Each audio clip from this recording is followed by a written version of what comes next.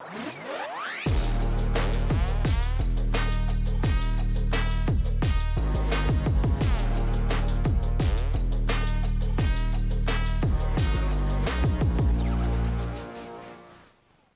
Jennifer Weigel, thank you for joining us. Thanks for having me. And the last time we met, I believe it was at a Paul's event, Paul Selly? Paul Selig, that's correct. I was interviewing Paul. Yeah, that was a great interview, by the way. Thank you. We're going to release that. We've got that for the channeling documentary. Fantastic. Yeah. Okay.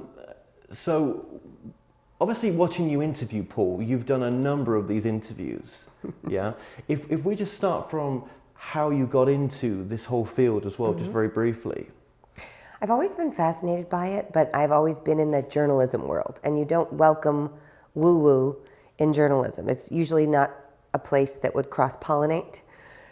So I remember working for CBS, and James Van Praagh was coming to town, and he was a pretty well-known medium, and I remember pitching my producer about it, and she was like, "I'm sorry, who?"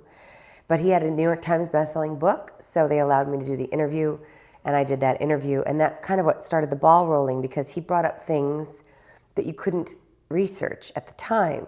And this was before Google, and I was just scratching my head. And I'm like, how did he do that? Because I was still a very skeptical journalist. Like, how did he do that?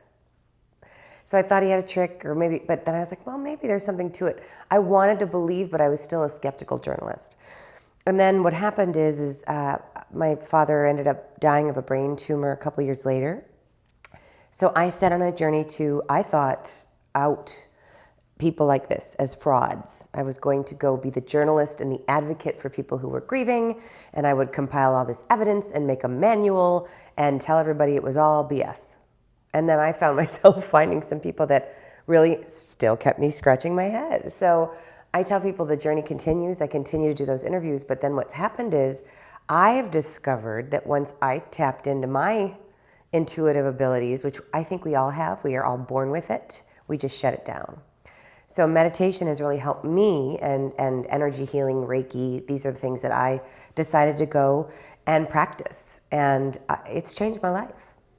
Yeah, and your first books were a bit of a memoir, but your sort of current books, that's when it got into the nitty-gritty, between healers, psychic mediums, and much, much more. Correct. But that quest for that sort of knowledge wasn't there before your father passed. I think it was, because the James Van Praagh piece was before my dad was sick. So I always remember as a kid wondering how things worked and questioning religion, being raised in a Christian family, but wondering how we knew what Jesus really did when there were no reporters. Not like reporters are a good thing these days, right? But there was no documentation back then in the way we have now. Now we have cameras, we have microphones, we have EVPs, we have all these ways of capturing energies and frequencies. And back then, it was chiseled onto templates and told word of mouth.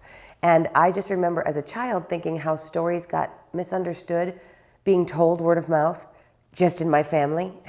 So I was like, well, then how could this be true in this book that we're all saying was written by Jesus, but nobody who wrote this book actually knew Jesus? It was written 80, 70, depending who you talk to, years after Jesus died. So I always had those questions, Kevin, and I never could get the answers. Nobody wanted to be like, go back to your, room. So I've always been questing, but I've never really gotten the evidence I was seeking.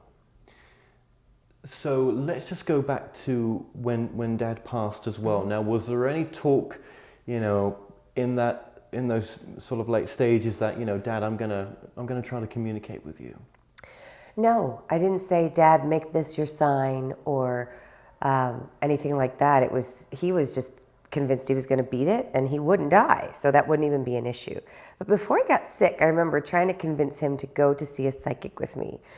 And I write about this in my first book, stay tuned. It's chapter 1 called The Psychic in the Farmhouse. And I kidnapped my dad, sort of, to drive with me to a farmhouse an hour and a half outside of the city.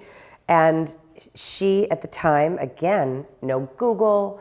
I told her who my dad was coming, and at the time my dad was a journalist in Chicago as well, but she wasn't from Chicago. This was in the outskirts. But she knew stuff, like he was renovating his house at the time, they were redoing their kitchen, all these specific things that I hadn't told her, he hadn't told her. And I'm like, son of a... And my dad, I remember on the way home, he was like, well, that's a fascinating, but he still wasn't totally convinced. He thought I had told her stuff, but his mind opened a little bit. I think like cracked the door for him, but he was still so steeped in the world of what you can see and touch, which is where I was too for the longest time. Because when you're a journalist, your sources need to be someone you can call on a landline phone and touch, not someone you're yapping at the ceiling to, No, that's so true. And I think you're dead right that that really would have helped him when he transitioned, just to know that greater... There was a reason for anything happening, isn't there? Yeah. There was definitely a reason for that happening as well. Right. And your dad was pretty famous. In Chicago, he was a famous journalist. Before there was cable, there were just local stations, and we joke that he was like the Ron Burgundy from Anchorman of Chicago. That's who he was. Tim Weigel he created sports bloopers. He was a character of a guy, and he was very beloved in Chicago.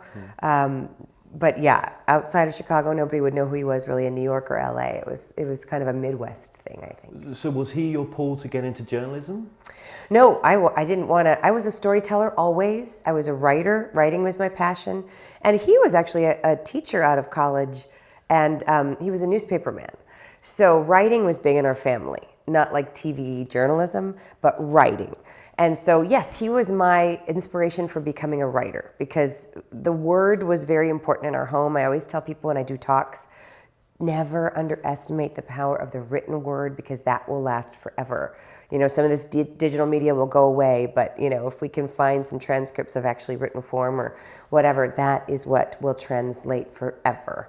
No, that's true. It's helped me out so much in my latest documentary, I've got to say, digging back into archives and being able to go get that written information. It's so useful. I mean, think about it. We wouldn't have history if we didn't have it written. Right. And I feel like if one were to believe in past lives, I feel I must have been a scribe, for really important things. Because if I'm anywhere, and I remember this as a kid, very little, at kindergarten, seeing something happen, and I would want to go write it down so people wouldn't mess it up later. Yeah. I remember thinking that very clearly, and I'm like, who thinks this when they're 5 and 6?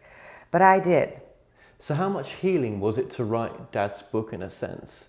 And I call it Dad's book. Yeah. Well, that journey of when he passed, it was very healing. It was also, I feel, we have to feel our pain to move through it and get over it. A lot of people try to mask the pain, which is where we get addiction and all these other things. And even masking the memories because we're not quite sure what they are or what they were, or unpacking, I call it. We have to do our human homework. And I know a lot of people that won't go there because it's just too painful. I hated my childhood. I don't want to revisit it.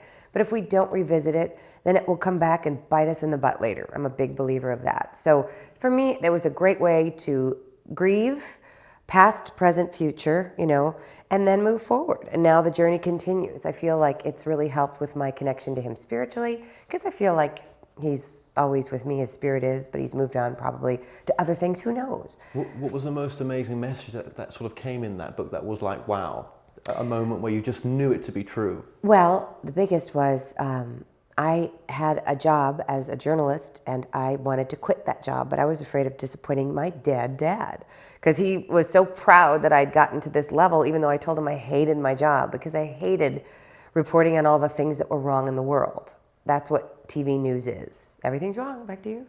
So I hated that. And I wanted to tell stories that inspired people and made them want to leave the house instead of not want to leave the house.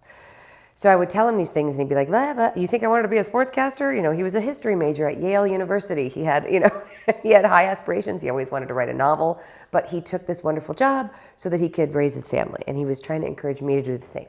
But I knew deep down it wasn't my calling.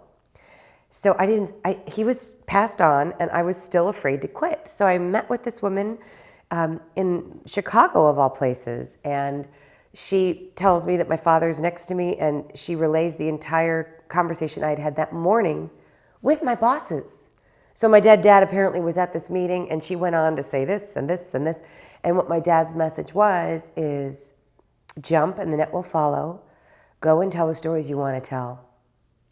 It'll work out. You're supposed to tell different stories. And I was like, mic drop. okay. So it wasn't an easy journey. It was a scary journey. And it took years for me to even trust it. Years. Because I still wondered if I heard it, even though I had it documented, I had the audio recording of it and everything. I still wondered if I made her say that through my thoughts. Yeah, right. I willed her to say that. Well, you're bound to, and I think any experience like this has to be a personal experience. Right. And it's okay to say, or be an armchair critic and say, well, he or she is no good. Mm-hmm. But unless you've had the experience yourself, leading questions and all that. Mm-hmm. I don't think every reader can be 100% right. No. No, just like Michael Jordan can't make every basket. He never did, right? But he had some really good games. Well, and it's still coming through this human form, isn't it? Correct. So there's still a filter of some sort there. It's not 100% pure at all. Correct. And I think some people, when they go see a medium, and I've been guilty of this as well, where you get just addicted to trying to live out what they've said because it feels so good. Right. Or you want it to be that way. Right. Actually, that's been a problem. So many different, my latest book, Psychics, Healers, and Mediums, I went around the country and I interviewed different people that have these gifts, and so many of them had this trajectory of what was going to happen for me very specifically in a romantic way, down to the person's name, what they did for a living, how they looked physically, which actually had me going to parties and looking only for people with a certain physique, a certain name. So, what they were picking up on, I just made law. Because I couldn't think for myself, or there's free will. There's so many factors that come into play with our life. I believe that sometimes there are things that are meant to show up for us. They're like branch points, they're destiny points. But there's also free will. So at any moment, somebody can decide to take a sharp left turn and go a different road. And so we have to be open to all those sharp left turns. Because they're picking up right now on the current course that you're on, right? This is how it's going to go, but they're not picking up on your free will because that's not been written yet. Correct. So at that moment in time when I sat down with each of those people, had everything gone forward on that same vibration, then perhaps a guy named Dan would have showed up with really, passion about, blah, blah, and blah, whatever they said. That might have happened, but that isn't what happened. And so I ended up moving and doing all these things that I had to do for life and being a mom and different jobs. And so you're exactly right. Free will hadn't been written yet. So they couldn't possibly pick up on those things. Yeah. And the other people's free will to be involved in your karma as well. They've got the free will whether to do it or not. Yes, and I should say, there are some things that we're meant to do. So I'll give you an example. I think timing is always off with these things. If they say October, it could be October in 2029, right? Right. But they're just seeing a month and a thing. And so to give you an example, once somebody said, okay, you're going to be sitting in front of two women, you're going to be pitching 5 different jobs, and I really feel like it's a media company. And it's going to happen in the summer, like July and August, so that was 2 years ago. So each July and August, I'm waiting, right? I'm waiting for this to happen. I'm waiting for these. And it was this July and August. So it was 2 years off from when this person said it was going to be, but it did exactly as she said happen. So it's very interesting how that works. Yeah, and let's just say as well that there are a lot of hits. I mean, you would have got a lot of hits writing that book as well, from them coming true. True. Yeah, there were a lot of things that did manifest exactly as they were spoken to. But for me, I'm not as excited about the predictive things as I am about helping us tune into our radar, right? I really think that if we wanted to talk to our dead loved ones, we can. If we want to go ahead and predict what's going to... I mean, since I've done this kind of massive overhaul, I feel like, on my brain with this meditation, I think I've talked with you about this before when I interviewed you, the Hemisync, which is the Monroe Institute here in the U.S. The Monroe Institute studied brain trauma, PTSD for soldiers. And the way to cure it is with this kind of vibrational sound. It's like in the right ear, the left ear. It's different synchronicities and all sorts of things, different sounds, different tempos, different tones. And what they've discovered is it can rewire the brain and heal those traumatic events.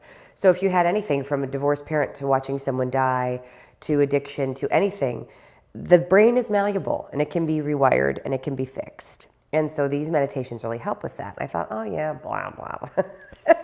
But not until you experience it do you know this to be true. So I started listening to these, and I'm telling you, it's like my spidey senses, if you can call it that.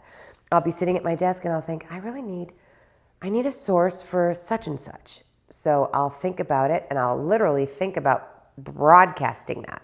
Like, I need this source. Please bring this source to me. And within hours, I'll get a call from somebody offering me that exact source that I needed. I think the same goes with our fears, though, too. If you broadcast a constant loop of this will never work, I'll always get ripped off, this person's going to blow me off, this person hates me, all those thoughts go places. They land somewhere. Yeah. And it's hard not to be human. We have those moments. Of course. But I do believe that has energy too. So it's this practice, this constant battle of being human and trying to figure it out.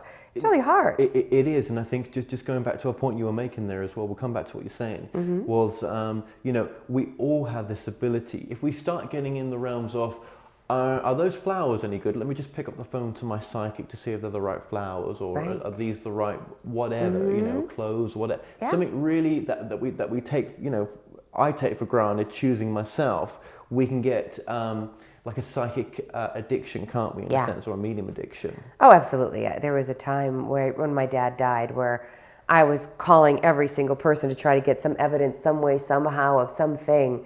And the whole message was really just go inside. Go inside. Now that's the whole thing with my channeling documentary. After having spent so many months filming it, the whole sort of thesis of it now is that actually we all channel all the time. Yes. All answers lie within. We don't need a guru. I mean, look, a guru can help us, but it doesn't mean just because it's worked for that guru doesn't mean it's exactly the same path for us. And we get so, we want it to be all the same. It's worked for them, it must work for me, or I don't have this ability, but you do. I do believe that we're a soul, we're having a human experience. Completely, and you're right about the guru piece. And at the same token, sometimes we need something to get our butts off the couch, right? Yeah. So if there's something that inspires us or motivates us, I feel like that's good. Church is that vehicle. It creates community. For some people, it just gets them to go somewhere once a week. Exactly. That's all good things. It makes connections. It helps you with your community. Yeah. And going to see somebody help you learn to meditate better on a mountaintop, all good stuff. But if you can't leave the house before using your Ouija board or calling your psychic, you've got a serious problem. But every once in a while, we need someone to point out when we have salad in our teeth. Like, we can't see everything. So sometimes you need someone to reflect back to you. And like someone said to me, sometimes, you don't want to always clean the house yourself. It's nice to get someone else to clean it for you. Yeah. And so I believe that if we don't do the energy work too, that's another thing that's huge. I know a lot of people in this world that do this work and they don't take care of themselves at all. We're talking big drinkers, big smokers, no exercise, eating crappy foods. And they, I feel, need to go through the energetic car wash. Because when you do this work, and I've interviewed somebody who was struck by lightning, and now he's this incredible healer. He did not plan for this, right? This was not something he signed up for at all.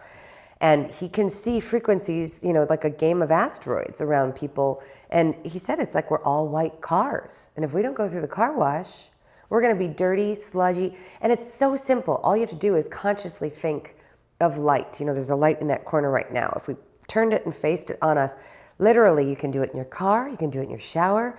That's why water is so therapeutic. A lot of people have, the baptismal, going under the water, being baptized. Water is cleansing. If you picture when you're in the shower, all the residue going off of you and down the drain into source for healing, get it off of you. Because as we go through the day, I feel like we're lint rollers on a really messy carpet. We're unconsciously picking up on everybody's energies. Yes, and we don't want to get caught in the idea that we always have to go see someone else to do the work for us. No, we can initiate it immediately. Yeah, right when you're thinking, right when you're driving, right when you're talking. When I'm in the phone, I'm like, ooh, God, I feel really, I'm tired. Let me do this real quick light shower. And it literally makes you feel like you've had a cup of coffee. Well, it's like those experiments, isn't it, where you either talk to the plants or the water. You use bad language with the one cup of water, use loving language with another cup, and there were scientific effects on the molecule. Exactly. Yeah. The science behind that is very real. I actually did something. I think I took it off of my YouTube channel. I had it on for a while, but I got 2 dozen a dozen roses, and I prayed on one every day, and I would swear at the other dozen every day. I mean, really awful profanities.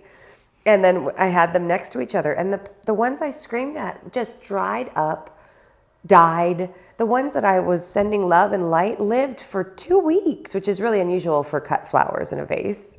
But it's like, why do some people who smoke never get cancer? Correct. Yet some people who don't smoke or even don't even inhale smoke, right, get the cancer. And that really is down to, is there loathing self issues within them? We all have them sometimes. I do think so. And is some people's more than others, a bit more switched on to that? You know, I feel like too, genetics does come into play. There is a science piece, right? Yeah, so if somebody has a predisposition, you know, to a certain illness, they're going to be more vulnerable than someone who does not. Can't forget that, Yes, but I also believe that, like, for example, Christopher Reeve dies, and then Dana Reeves, his wife, dies of lung cancer having never smoked.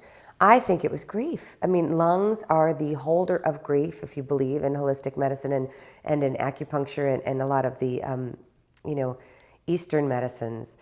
That is where people hold their grief, in the lungs. And so illnesses in the lungs, if they're not released, can be, you know, I believe in the combo platter. You know, when my dad was diagnosed with cancer, we went in, we took out the tumors, we went through the MDs, but then he had all sorts of therapies, Qigong and Reiki and massage and reflexology and all these other things that made him feel more whole.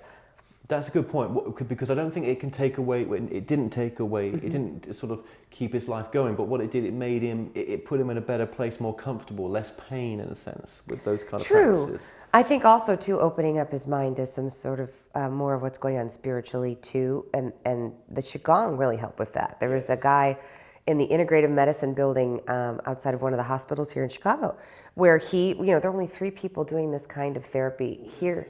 Dr. Zoe, I think Zhou. He was really talented, barely spoke English. I mean, my dad would leave there and he felt so incredible, and we had no idea what he did except that he was working around. He did some acupuncture points in my dad's feet, and his tumor was in his brain. But he worked on my dad's head, and I remember they showed they'd done all they could do in radiology for the tumors. But the tumors shrunk a large amount, and they couldn't figure out why. And I always thought it was Dr. Zoe. But nobody would ever say that at the radiology clinics. Nobody would ever say that who treated him for his chemo. Nobody would do any of that. But I always felt like it was the energy work. Yeah, but I think that Qigong is starting to creep in a little bit more in some practices where, you know, if some of these hospitals where, you know, patients are at, you know, at their extreme limits of what a general hospital can help them with, or it's something very rare, they do get Qigong practices sometimes in there. Yeah, I mean, you know, I interviewed this guy called Master Lin just recently, he's tied in with that kind of thing as well. It's amazing the results, and they've been doing it for thousands of years. And we discount so many practices here in the U.S. where we're talking at this moment. I mean, things that have been proven for centuries. We don't want to even give the time of day unless we can put it in a medical journal and make money on it. And that is a problem I have with a lot of things. Now, don't get me wrong. My son just had strep throat, and we got him some penicillin, and poof, it got rid of it. I'm not anti-science. I believe there's a place for it, and yet we still have to open our databases to more ways of healing and curing. Yeah, but even, you know, covering the subjects that you have and done all the sort of kind of live talk shows that you've done as well, you know, what do you really know about the essence of what we truly are? That I don't know a lot. Right. I think I won't really know. And I have interviewed dozens of people who have died and come back. You know, they know a lot more about what happens over there than I do. And all their stories are different. All of them. Nobody's is exactly the same. Nobody's experience is exactly the same. Nobody's theory is exactly the same. That's why whatever works for you, go for it. You know, for somebody to stand there and say, you can only do Reiki, chiropractic, and mediumship, or you won't be able to live a full life. You know, I hate these absolutes. Everybody has to find their way, and everybody's way is going to be different. It's like being on a road trip. Not everyone's going to like Prince. Somebody's going to want to hear Sting, and somebody's going to want U2, and somebody's going to want Mozart. And that is the way we are. We all have a different preference. And so it's important to go out and find your preference. And that's the same with meditation. For someone to say, you must do 7 minutes a day or your brain won't heal. Well, guess what? Sometimes you can do 30 seconds and that does a lot of good. Or you're not spiritual enough if you don't. I mean, Do I meditate? No, but do I love going to the gym every day? Absolutely. There's your meditation. And I'm missing it so much right now. I'm screaming for it right now, being on the road for so many weeks. Yes, exactly. Yeah. And so your body gets into a rhythm. People said to me, you have to do a 30-minute meditation or else. Well, then somebody showed me this 8-minute meditation with nobody talking, just sounds, music, and I feel amazing after it. So there's my piece right now. Now it's going to change. In a month, I might want something different, but for me right now, that's working. So obviously a lot of people have read your books and I've seen the amount of people that come to your talks, it's packed out. So do you doubt at any point? Have you gone through the stage of doubt where you think, is it true? What am I doing? Oh, good question. Is it true? I think is what true, right? Yeah. All I have to say to everybody is, if you don't ask questions, then you're an idiot. I'm sorry. Because if we just sat and believed what we were told, we'd still think the world was flat. We'd still be smoking on airplanes. There are all these things that we would still do because someone told us absolutely this is truth. Right? Yeah, but even when you show people the proof that it's not true, like flat Earth, for example, silly example to me, but there's conferences out there now on this stuff, right? It's crazy as it is. Yep. And no proof. No matter, show me the proof. I'm not prepared to listen. Right, and that is very true. And so, the only way we can expect change to happen is by inspiring, not imposing. Which is what I try to do. I tell stories and I present it, and then they can decide what they want. And so I think it's fascinating that somebody who was struck by lightning can now look at somebody and say, oh yeah, your back left hip, it's really in pain. Let me do this. And then it's not hurting anymore. What? What is that? I have no explanation for that except the result of this person not being in pain. So I don't try to understand it or make a book about it or a rule. But I know that there's some really crazy things going on that I can't explain. So I want to just keep bringing them together. Well, we don't even know how the brain, stores memories, really, do we? I mean, we've never dissected a brain and found the memories of any human in there. Right. We don't understand a lot still. Yep. But I'm like you. Science should play a part in it. I'm not against science, but I think the exploring of the I am, in a sense of where does the I am? How are we aware that we're aware? That's always boggled me. When I do die, is it just going to be blackness and no awareness of the blackness? But then to say that's just blackness, there's an awareness of the blackness. Right? Correct. Right. This is the stuff that keeps me up at night. Yeah. When we have gone for an operation, and it's that complete and utter nothingness, blackness, and then suddenly you're booted back up again. Right. And that keeps me up sometimes, thinking, well, what is that? Where did I go? Was that? And then you read a book like the Seth books, which I've only browsed through, and a close friend of mine, Neil, has studied these books quite a lot, and I've got to say, it's some of the best channel material that I have come across. It's kind of, a lot of other channelers have said the same thing, but Seth came out with it first. So here's what I feel about Seth and a lot of channelers is that I feel like we never know who's stepping in for that audience. It's like when you use a pendulum, any energy could come and take over that pendulum and make it a yes or a no. And if you're standing there opening yourself up to the highway, any motorcycle can swing on by and say a few words and swing on out. When I just truly feel, because I've watched people do this work, and I find it fascinating that there are people who can be preachers speaking in tongues, and that's okay, right? But this channeling stuff is just cuckoo. But they're standing up there going, blah, blah, blah. I mean, it's so hypocritical. It makes me nuts. And I think that when someone's standing up and giving a channeled message that they think is from their guides or from Seth or from Grace or from Hicks or whoever they think it is, or God or the angels, we have no idea. I feel like we have no idea who's taking the microphone. I really don't, because I have talked with so many people that have said there are energies that can match Seth or match God or match Jesus that come in just looking, itching for a spot to talk.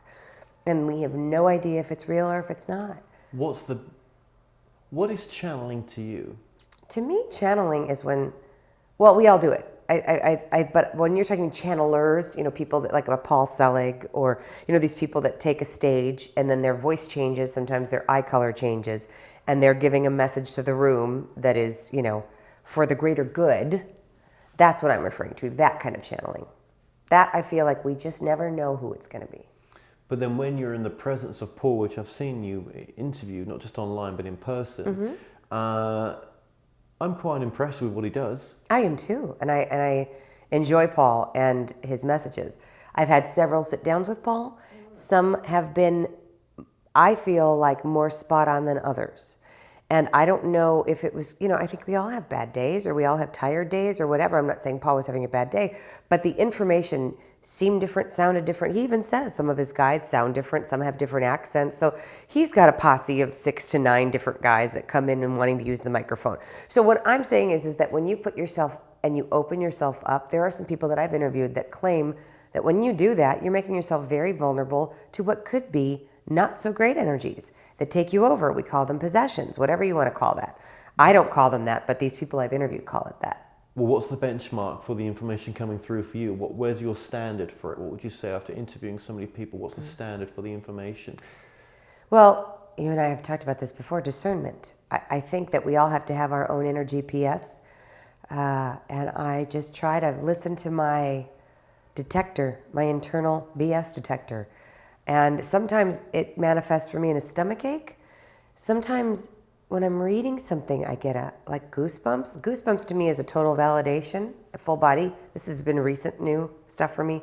Since I've been practicing Reiki, that has been a real confirmation for me. Like if it's full body, cheeks, feel it at the top of my head, I'm like, this is the real deal.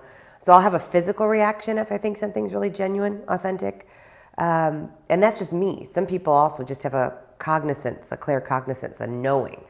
Mine isn't that way yet. It's more of a clairsentience. Like I might sense it, but I feel it more in my body. Yeah, but all of us have got different ways to pick it up, though. Totally.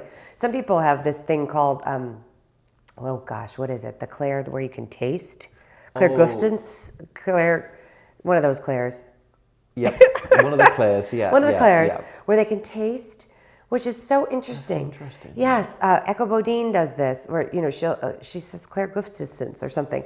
Clairgustance. I can't spell it for anything, but I've witnessed it. I've seen it happen where she and a woman named Marty Hughes in Lilydale, New York, which I'm sure you've heard of Lilydale. She got a taste of Limburger cheese from somebody, and it just so happened that this spirit's favorite cheese was Limburger. So that's what they did. They used her taste buds to get her going. And sometimes we're open to that. My son has a very heightened sense of smell. And I know a lot of people talk about this, if there's a perfume or a smoke, or that could just be a spirit sending you their perfume or letting you know they're close. So it happens differently for everybody. Yeah, and just because someone's famous doesn't mean they're any good for you. You might find someone's, gets a lot of traffic in a sense, but you go see them personally and, nothing's resonating. I have a call. I love finding people that aren't famous. A lot of the people I've interviewed recently, no books, no website yet. It's all word of mouth. I'm interviewing somebody on Friday. She's just been discovered on the East Coast by a friend of mine that I highly respect. Pat Longo is her name. She helped she trains people in this world, right? And this hit her in her 30s, much later, her abilities, her intuitive abilities. She's a healer. She's a hands-on healer. I've interviewed her many times. She came to the Wilmette Theater where I do my live events. And Pat Longo is recommending somebody, so I'm just going to check it out. This is how it is, right? It's all word of mouth, and people that I respect very, very highly will recommend people to me, and then I try them out, and sometimes it's not a match, But again, that doesn't mean they're not good. It just means that we don't have a chemistry.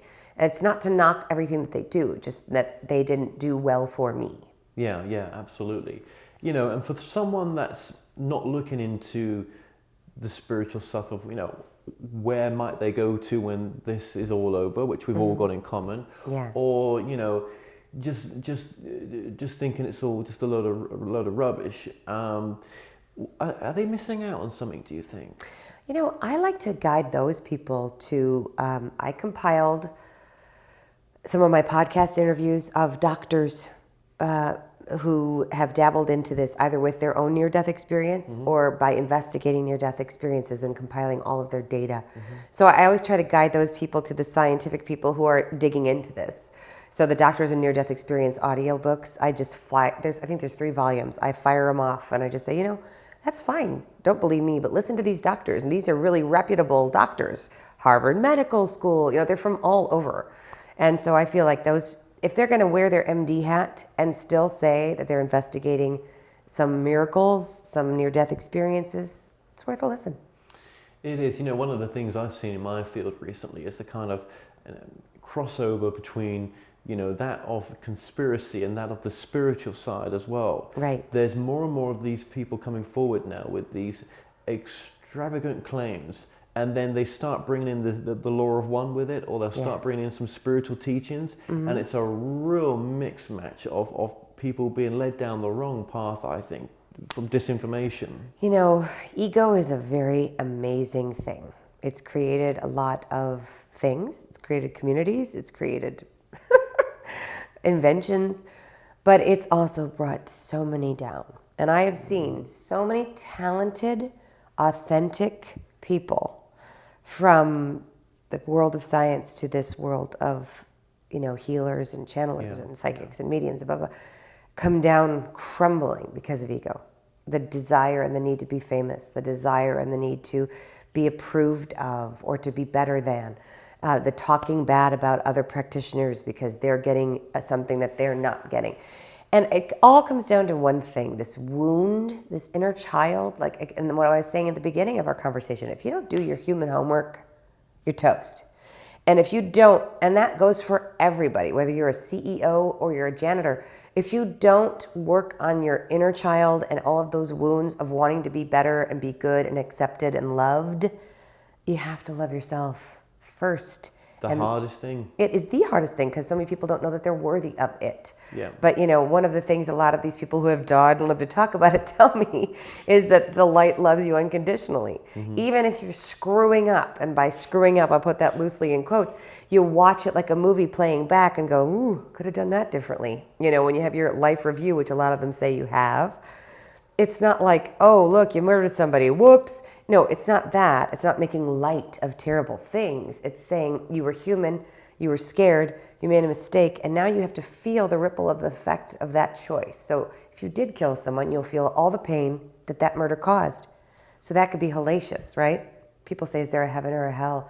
And I believe that there's this life review where you live all of your choices over again. Which could this be one now? Could be really great or could be really painful, And I think we have all had times in our life where we know we could have, quote, done better. Yeah. But we also can't wake up every day and go, oh gosh, I better be nice today because that life review's happening. There are a lot of holy rollers I've interviewed that think they're going straight to Jesus, and there is nothing more annoying to me than somebody who thinks they have all the answers when they haven't met Jesus themselves. They think they have, but stop. You won't know until you get there. And so... Don't get so lost in it. Yes. That's where I wanted to come to, actually. Because people watch these shows and I think sometimes, oh my God, are they even scared of taking one step forward? Because it's like, well, is that spiritual? Is it not? Right. Am I in my ego at this moment? Right. When I've done these interviews, I just forget about it all and I just get on with it. And if a situation arises that it's going a bit Pete Tong, right? Whatever that may be. Right. I then try to think, okay, let's try to employ some of that spiritual stuff now, and let's see if that eases it on a bit. Yeah. I can't say I live every day with all the teachings that have come my way. No. I want my existence to be normal in a sense. Exactly, and that's what I think it has to be. But that's who Jesus was. He was friends with the saints and the sinners. He was washing the feet of women who were the most disrespected, bottom of the totem pole, before the Last Supper. He's washing everyone's feet saying, look, this is who I am.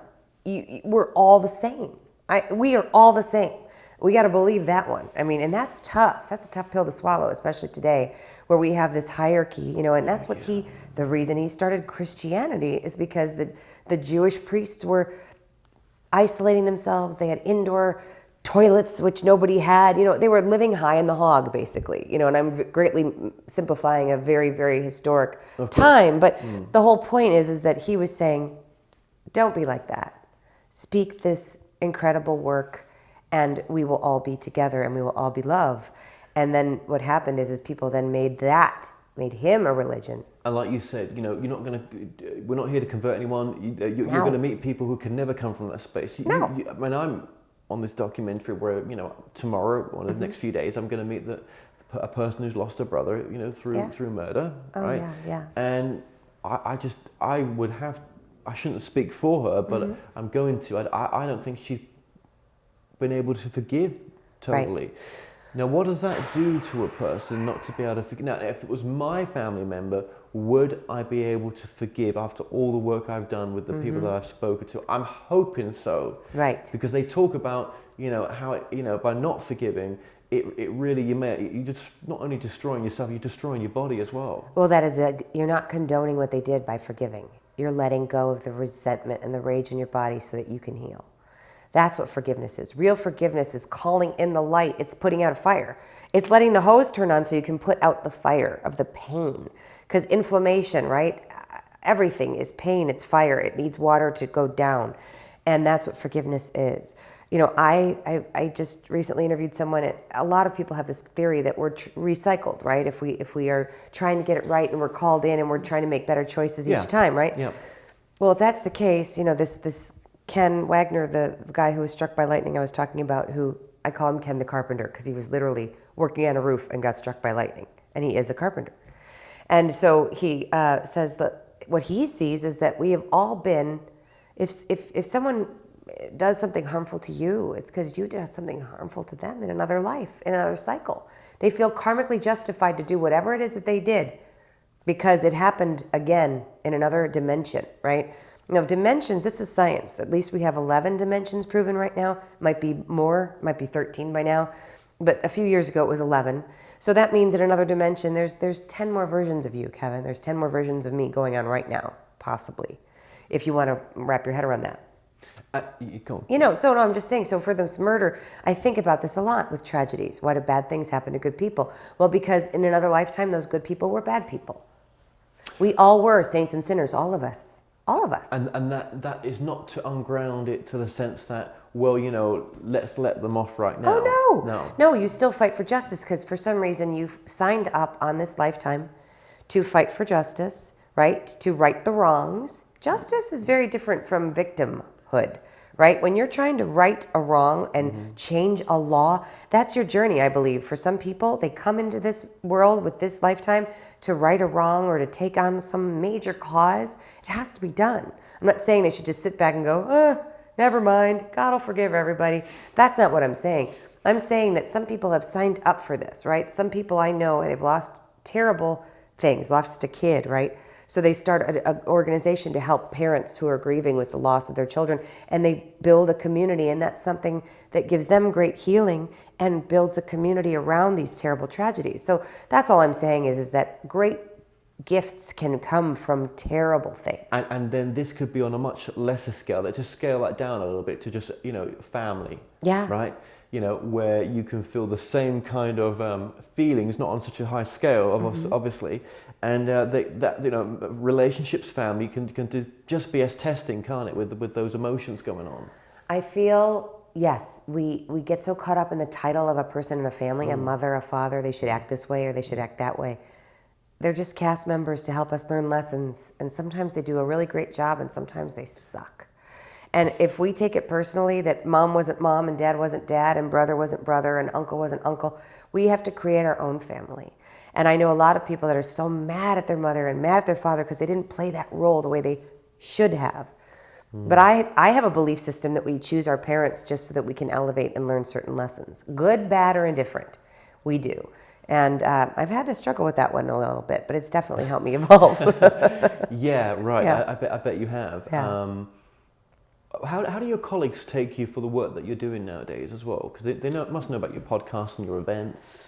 Well, are you hiding that? No, I'm not hiding anything. I'm very open about my questing for information. I'm always seeking information. And so, you know, there are people in this building here. I work at a media company and I write a column for a newspaper, but there are people in this building that might believe in some religion that I don't completely understand, but I'm not going to judge them for that. Or they're going to, you know, they might have a belief system in a church that I don't understand or get, but whatever, do your job and we all have a great time together in here. As long as you're not taking anything out of context and misrepresenting, that's frustrating for me. I have people who won't read my books or listen to any of my interviews, and they just label me as, oh, that psychic follower or whatever. And I'm like, actually, I'm really digging into research to find answers. But if you want to go ahead and label me something because you don't understand it, I always understand that to be fear. People go there when they're afraid, and people make assumptions when they're afraid. Fear does a lot of things.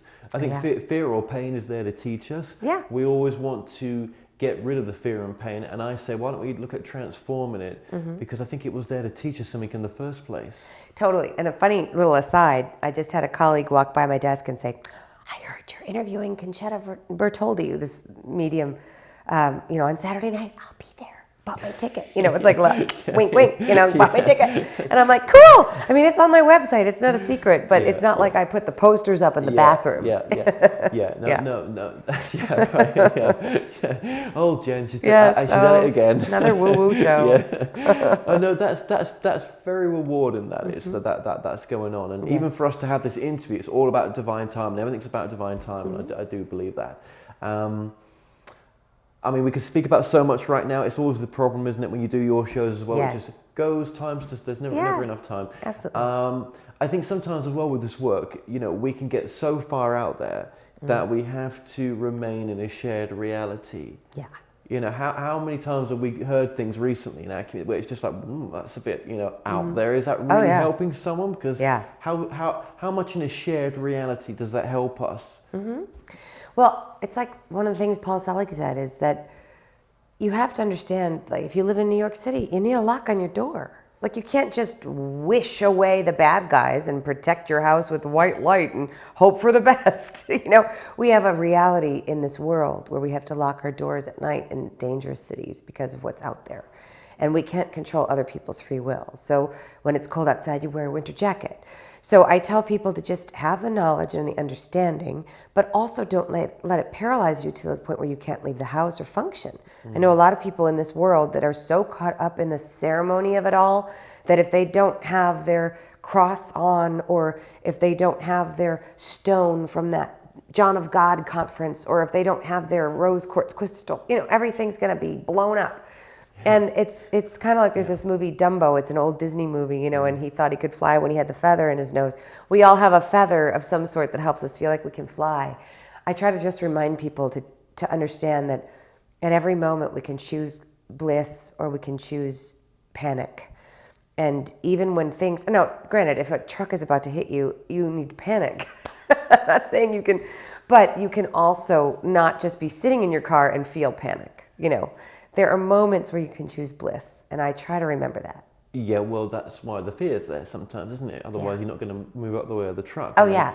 Our reptilian brain is there for a reason. Right. I mean, to be avoidance of all these things, it's just not the way, I don't think. But for us to have this conversation, and loads of other people have had this conversation, we're still going through this, aren't we? I mean, maybe this is a conversation in early awakening.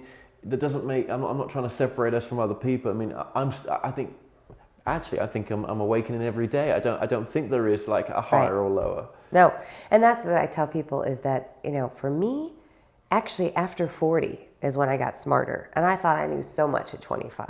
Of course. And so we have to be willing and flexible because the brain is always working. Always, always, always. And while we can think, but I'm getting older and I've killed so many brain cells in my 20s, whatever it is, we can still, I believe in my heart, you can teach an old dog new tricks. Yeah. Well, we've been, absolutely you can. We've been showing some of the footage at your events, with different events that you've done. So people can see you in person at these events, and they go to the website of? JenWeigel.com. Okay. Yeah. Click on gigs. And there's some past shows there as well? Yeah, on my YouTube channel, there's a lot of shows. Well, because you're in media, where would you like to take your work? I would love to have a show that goes around the country interviewing people like what you do, and just getting more people exposed to it. I feel sometimes this community can be very isolating, and not accepted in mainstream. And my goal is, I've always felt like everybody deserves to have this information in a tangible way. And so if we can get that out there in a more mainstream way, that would be my ideal goal. One thing I want to ask you, while I've still got you, because we're almost at the end here right now with time. But obviously, people that are watching this that might be into journalism as well, because obviously, you being who you are, and they're interested in this work. I mean, where do they stand nowadays with their options in journalism? Oh gosh, journalism is difficult. I tell people that actually I feel that the only way to know what's really going on in the world, without editing, is a long-form conversation like this, or podcasting without editing, or radio. Live radio, I believe, is still one of the best ways to get to what's really happening. Live feeds is the only way. Even like recently, Kanye West had this meltdown, and of course, they only took the snippets that made him look the absolutely most insane and put them right after he. So I watched that and I thought, oh my gosh. But then I watched the whole thing, and there were actually, in his bipolar moments, some really clear, smart statements that were completely wiped out by the media. So, I'm telling Kanye, I was with you on the Montessori piece. I mean, there were some really smart moments there, but the media took it all out. So what I'm saying is the media edits stuff for flash, for time. It's frustrating for me as a journalist. I'll hand in 1,000 words and it gets trimmed down to 750. It happens. And when I asked that question as well, I mean, I saw the Saturday Night Live version. Yes. I got the gist of it, right? Right. But in people that are wanting to become journalists in this type of field of this esoteric. Oh, in this world. Yeah, as well. Okay. And it was interesting what you said about the other. Okay. Well, I always just tell people, like I said, the word is important, the written word. Don't discount it. Just because if you want to just do video or just do audio and edit other people's things together, you still have to be able to write an introduction to it. And so I always tell anyone studying any kind of journalism to continue to study the written word, right? Just know your basics, spelling, punctuation, not ending a sentence in a preposition. These kinds of silly things that we take for granted, I think, are so important. But I also think that it's important to explore all kinds of it. Otherwise, you'll get put into a corner for a niche, right? So you'll become the channeler guy, right? If you don't interview anybody other than channelers, and maybe you want to be the channeler guy, and that's totally okay. But I'm just saying that for any journalism person out there with this umbrella, do as many different interviews as you can in different angles, because that gives you the variety to be able to say, I tried this and this is what I think about it. I tried that and this is what I think about it. Well, there's so many more people now popping up in this field as well compared to even 10 years ago. Right. Do you know what I mean? True, and not all New York Times bestselling authors are the way to go. That's the other thing. There are so many gems out there in the unknown. And so I'm interviewing somebody for my podcast. He said, Jen, I've written no books. I'm not famous, but I had a total awakening and I'm 30 and I want to share it. I'm like, good, let's have you on the show. They're the cool ones to get. They are. Those are the stories, difficult. the real people that aren't trying to be famous, that aren't trying to get their own TV show. They're the ones I want to broadcast. What would you say then is the most important message of the work that you're doing, kind of summed up with the last book you did as well? Yeah, just that everybody is different and there is no one law to truth. There isn't. I truly believe the only way to truth is investigating all truths. I guess that would be my biggest takeaway, because so many people claim they have the answer or the answers, and they have the answers that work for them, and I respect that, and I think that's great. But there are a lot of other answers that work for other people. Like you said, there's conferences about the world being flat. What? But there are, and if that makes them feel comfortable, then that's where they are right now. I was telling a friend, I was so mad at these people that don't want to evolve, the people that don't want to work on themselves. I get really pissed with that. I'm sorry, I shouldn't, but I judge. I'm trying to stay spiritual, but I judge. And my friend, she said, Jen, you have to understand that that's not where they are in this lifetime. Maybe next lifetime they'll get there, but in this one, their capacity is only so much. It's like when you blow up a balloon before it pops. They're at their capacity. If you push them, they're going to go boom. So don't judge where they are. Everybody is where they are. And no matter what you show them, they still wouldn't want to see it. No. You can show them all the proof. They're not going to be bothered. It won't fit in their balloon. It's going to blow up. No, and they put so much investment in their balloon as well. Yeah, exactly. They're not prepared for that to leave them. So true. Well, we've been linking your website and your books and YouTube channel as well in the description of this video. Jen, just thank you so much for letting me join you in Chicago. Oh, thank you for being here and for the work you're doing. It's so important, so please know that. Appreciate it, and thank you. Thank you.